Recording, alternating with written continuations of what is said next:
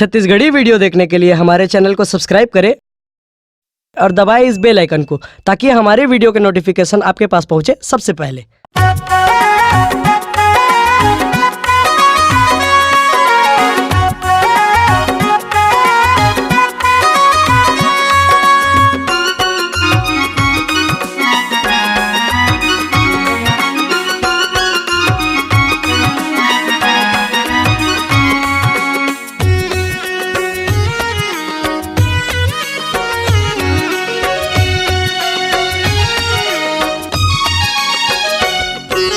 तोर महिमाला प्रभु तोर महिमाला, तोर महिमाला यीशु तोर महिमाला, तोर महिमाला प्रभु तोर महिमाला। मैं तो गावत हूँ दिन रात गा प्रभु तोर महिमाला, गावत हूँ दिन रात गा प्रभु तोर महिमाला।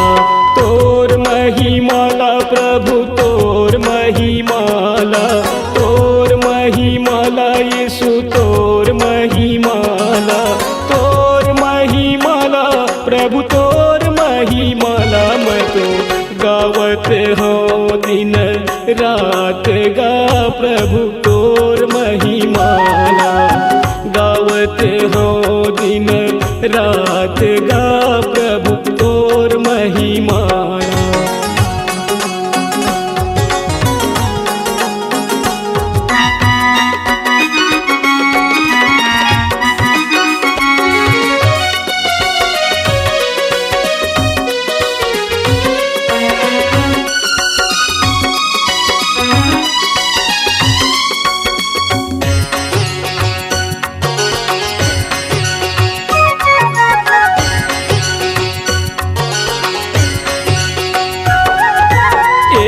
धरतीला प्रभु तैह बनाए हस, तैह बनाए प्रभु तैह बनाए हस। ए आकाशला प्रभु तैह बनाए हस, तैह बनाए प्रभु तैह बनाए हस, तैह बनाए प्रभु तैह बनाए हस, तैह बनाए यीशु तैह बनाए हस, तैह बनाए प्रभु तैह बनाए। मैं तो गावत हूँ दिन रात गा प्रभु तोर महिमाला, गावत हूँ दिन रात गा प्रभु तोर महिमाला।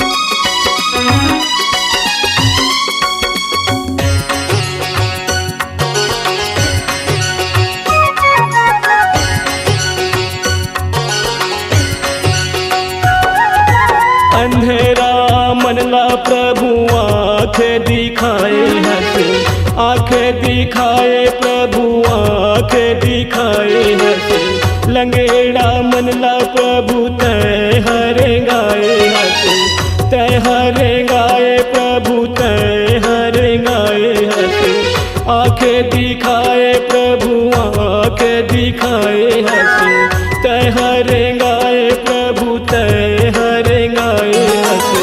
आँख दिखाए प्रभु आँख दिखाए। मैं तो गावत हूँ दिन रात गा प्रभु तोर महिमाला, गावत हूँ दिन रात गा प्रभु तोर महिमाला।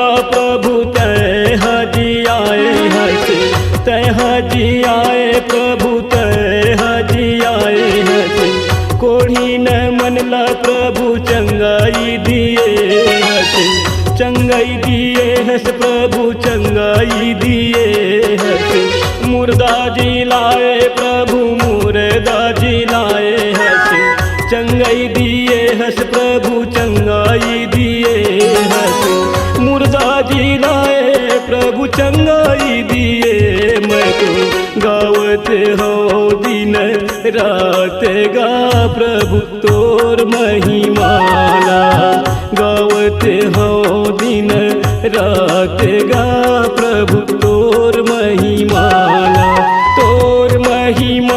प्रभु तोर